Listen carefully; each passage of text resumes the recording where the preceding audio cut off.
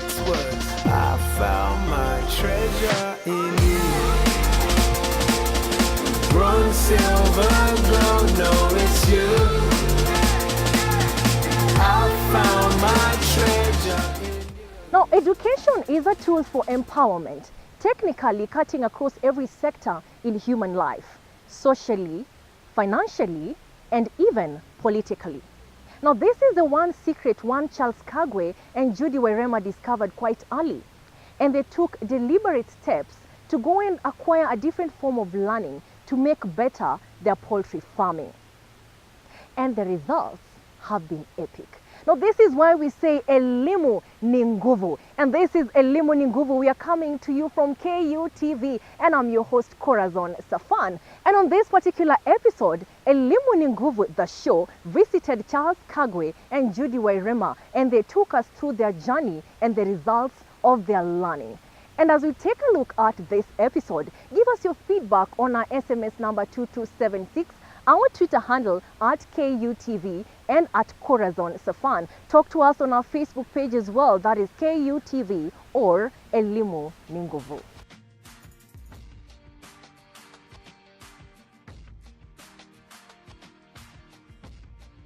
Charles Kagwe, who through education was able to identify challenges farmers in his area were facing, especially chicken farmers, quit his employment to address the challenge.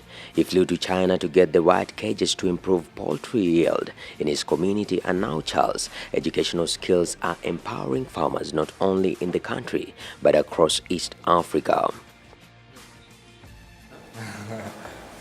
Yes, John. Sasa hiyo job ya Kamulu. Nilikuwa nimwambia nyumba yake ilikuwa na pillars. Ndio. Nyumba yake Kuna pillars. ilikuwa na pillars. Nilikuwa nimwambia toe. Oh. So I hope alitoa. Kama hajatoa mtasimamisha tu cage boxes. Atoe niende simame. At least cage box zinaweza isha leo. Cage box na kufunga frame. Baki tu kuisimamisha.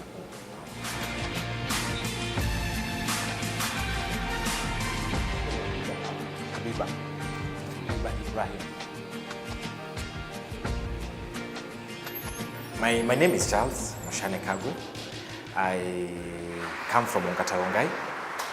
Ongatarongai is in Kajiado County, but I do my business in Kiambu. Yeah. I went to school, to primary school. I started at Aulerai Primary School in Ongatarongai. Then went to Chania Boys High School in Thika. From there, proceeded to JKUAT, that's Jomo Kenyatta University of Agriculture and Technology, in Karen campus. That I cleared in 2013. Yeah. After 2013, I got employed. I started my internship first of all at a place called the International Center for Tropical Agriculture. It's an international NGO under ICRAF, the UN. Yeah, I stayed there for a year, then went back to complete my 4th year studies. After my 4th year studies, during the course of my 4th year studies, I started a small business of selling movies. It was called Savazi. Savazi stands for Sauti na Mavazi. We used to do movies and t-shirts, branding and movies. But I didn't do that business well. It collapsed on the way. And it was very challenging at that time to gain trust of my parents again since my first business had flopped. Yeah. Actually, what we did when we were starting Savazi, I started that business with capital only to buy equipment, not remembering that I needed working capital to buy the CDs, to buy the packaging, to pay rent for 3 months. I had not thought deeply into that. But I ran that business for around 8 months. But it was very challenging, but at the same time very exciting because I got to learn a lot. I got somewhere I could be free to make mistakes. So the learning experience was more. I had a passion for farming, and I sat and asked myself, Most of my young guys, we are living in rented apartments in Nairobi, or Nairobi and its environs. And us guys must eat. And eggs are, for breakfast in some houses it's compulsory. And the houses that do not have, they don't have, not capable of doing meat. They're capable of doing the eggs in the morning or eggs for supper. Yeah, so I saw an opportunity. I started doing quails. Did quails. I made some little money. After that, no, I did my research.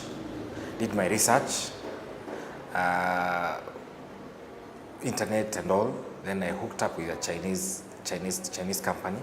It is called Hebei, and we decided to partner to do the poultry cages. But I had no idea how to go about it. So I got another job for slightly 6 months as a sales manager at a company, at a farm, at a poultry farm company where they rear chicken, they have them in the cages. So I got to learn the ropes during that 6-year employment period. Then I told my boss, now I need to stand on my own 2 feet. That was back last year, 2015, is it? 2015 in April. That's when I started Leaky Poultry. So I settled for Kiambu because I saw that Kiambu it's actually the nearest town to Nairobi. And it's also a farmer's zone. It's also a central place whereby anybody coming from any part of Nairobi or any part of the country, coming to Kiambu is easy. It's a straightforward place. And also it's conducive for farming business. This technology of poultry cages is actually very new. So I went down to the grassroots to look for farmers and tried to explain to them why they should convert their poultry farming from the deep litter, the old school way of rearing chicken to the automated cages. So it took some time. We did seminars, we did shows. So from there, people got interested. People did inquiries. Then from there, we made our first sale. These cages are a bit capital intensive, but I assure you, any other business, if you want to do proper farming, you have to invest some little money. So farmers do say that the cages are a bit costly, but we have a way of negotiating. So if a farmer has 1,000 birds, I have a cage that holds 128 and 256. So this farmer can start putting the birds in the cages sequentially. So he comes and purchases the small cage, he transfers a few birds.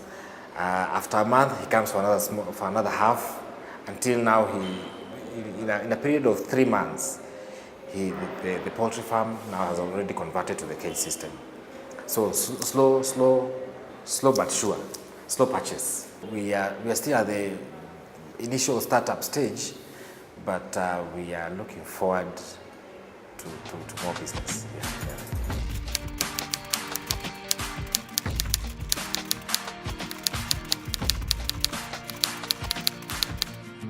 It is currently helping because I remember I had the unit I used to do called entrepreneurship, and my lecturer was a very good friend of mine. So he told us he's impacting knowledge unto us so that we can be able to go out there, gather up that knowledge we've been taught, and try to put up something that's going to create employment to our fellow brothers and sisters. Yeah, he was telling us he's molding us to be institutions, not to be individuals, to be institutions. You build something that that's going to help 1 or 2 or 3 people in the society, not only myself.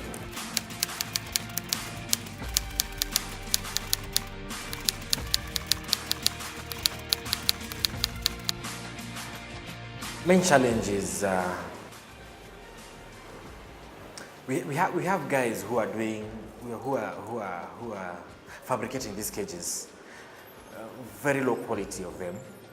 So when a customer goes for that low quality, he discourages a friend from using the cages, not knowing that what he or she bought was the wrong grade of cage. So for special advice, I advise farmers to come see us. We will advise you and we will work with you from day one until now the process, till now the farmer stands on his own 2 feet. We usually market the end product, those are the eggs. So for a farmer who has no market, we actually source market for them. We have guys who buy eggs in whole scale. Once the chicken has reached, a chicken lays eggs for 18 months. Once it reaches the 18 months, now it's sold as chicken for meat. Leaky poultry, I want us now to venture into poultry feeds manufacturing. So that is the next project I'm looking into. Maybe beginning of 2017 or mid 2017.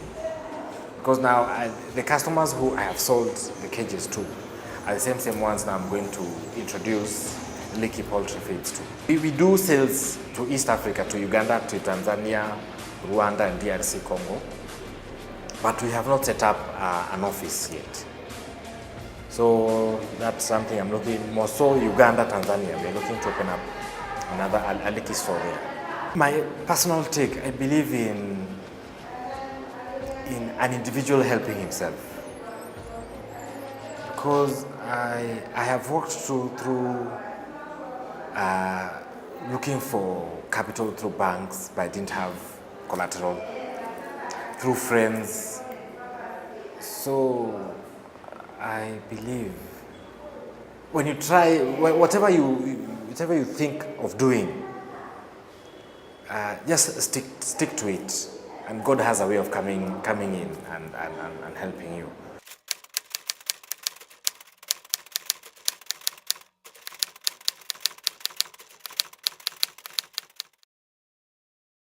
Keep yourself busy. I told you I used to work at a farm. I used to do the manual job, feeding chicken, and I'm a graduate, feeding chicken, cleaning the house. But at the back of my mind, I knew what I wanted. I wanted the expertise and the knowledge. So I decided to make my hands dirty. So making my hands dirty has made me reach here where I am now.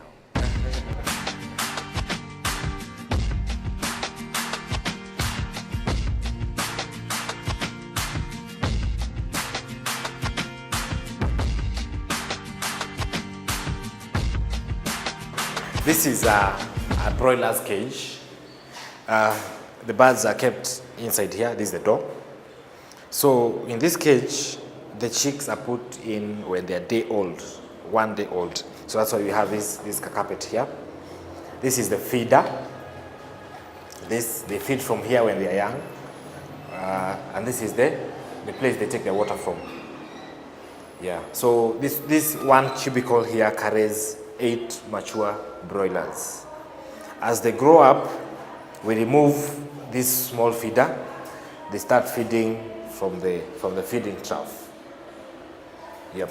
The size of the cage is a square of 7 feet, the length, by 8 feet, the width, by 5 feet, the height. This is called a water cistern or a water pump. This is interconnected to these pipes. So it pumps pressure into these pipes. The chicken have to prick this red stuff here for the water to come out. But when they are young, we press here. The water fills into this small cup-like stuff, so that the chicks can drink the water from there. This water pressure pump. This one pumps in water to this line, and this line. This is another one for the 4 that are down there. So water from the tank gets in from that end, it comes in this way. This one is for pressure. You add pressure here and reduce. Yeah. So that to make sure the water does not come out from here until the chicken pricks this nipple. It's called a nipple drinker. Yeah. This is the feeder. The chicken feed in from here. They remove their heads, feed it from here. It helps you to manage your feeds well, because the chicken do not waste feeds. Then the water, when the chicken lays, the egg rolls down, so you pick your eggs from here. So this cage helps you to reduce labor. It helps out in labor reduction. This is the door. That's how you open that, put in your chicken, then you close. He not only provides them with modern cages but also pays the farmers frequent visits to see how they are doing, and if they face any challenges, he is ready to help them to ensure they succeed. ELIMU accompanied Mr. Charles to one of his farmers just to realize she is a young, ambitious woman who is using her skills from school to earn her income through farming. Judy Wairera saw an opportunity in her neighborhood and took the challenge of chicken farming. Started with free range, and with time her popularity had risen, which led to high demand, and since she could not meet the high demand, there was need to improve quality and quantity.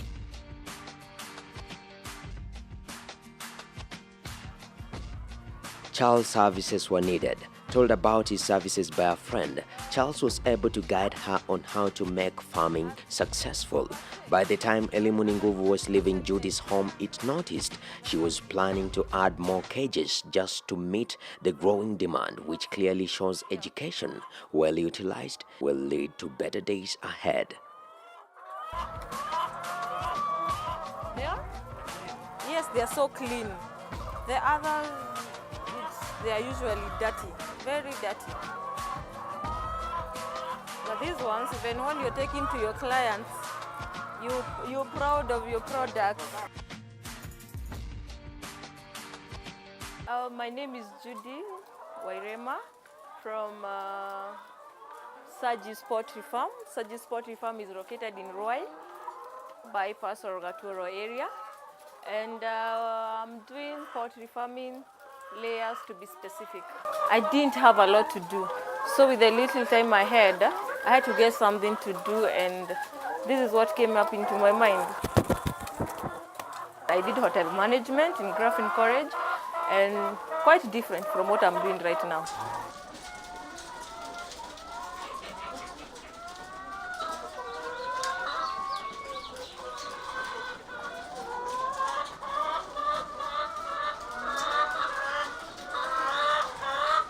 Before I started, I did very nice research on poultry farming. I went for trainings, and so by the time I decided on this is what I want to do, I already had so much information, and I knew for sure this is what I want to do. I started from deep litter. I did it for about 2 years, and then I changed to cages. Yeah. Okay. Any difference? Yeah, there is a huge difference when comparing the two. Okay. For example, this is saving so much on feeds. Okay. You can monitor each bird. Okay. Yeah. That's good. How about diseases? Diseases controlling it's much easier. You know, they are not stepping on the floor, and I guess manure causes so many diseases. So with cages, it doesn't cause so many diseases. Yeah. And productivity in terms of egg production, is it higher in the cage system? It's higher, or as compared to the deep litter system. deep litter system. So far, so good. I cannot complain. I've been doing it for this the third year, and I cannot complain. Very soon, I'll expand. This will be a huge poultry farm.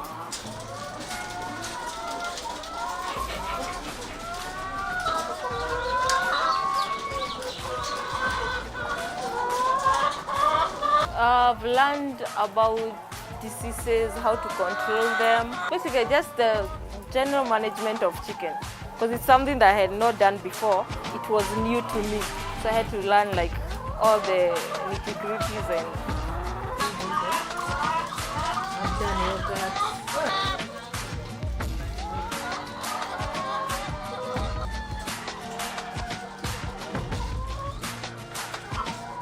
When I changed to cages, I thought maybe for some comfort or something, I put on lights throughout the night, and that really messed up with the laying system. They used to lay some eggs which are deformed, which have not developed a shell completely. Yeah, and after inquiring, I realized it's because of the light. At the moment, the market is good. I cannot complain. We are doing a trade 300 shilling at the farm gate. But usually, sometimes the market is not very nice and there is flood in the market. Yeah, that time, during those periods, it gets a bit challenging. But usually it's for a short period of time, then it picks up, and so basically you cannot really complain about market. You have, number one, you have to go out there and look for the market. From the moment I started with cages, at least there is so much improvement.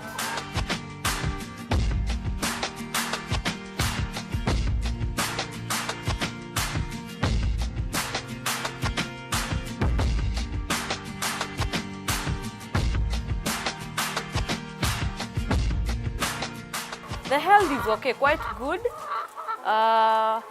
You know, when they are crowded, they used to peck each other, such things. Nowadays, you don't see that. You rarely see them pecking each other or hurting each other. So cages they are quite helping. When you feed them using these troughs, spillage is not happening as often as when you're doing them in the other manual way.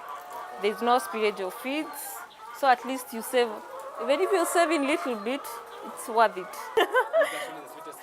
Yeah. There's no problem with picking of the eggs because they flow to this point, and you can pick them at your convenient time. If you were to go somewhere, you'll go, come back and find your eggs. They're okay, you just pick them. Who knew chicken farming could be so lucrative? And as a matter of fact, farming has become quite a lucrative venture. And the current budget has even provided for subsidies to encourage people to get into the world of farming. If you do have an idea, do not sit on it. Step out of your comfort zone. Go and acquire the right form of education or learning that will enable you to nurture it and make it better for yourself and for the society.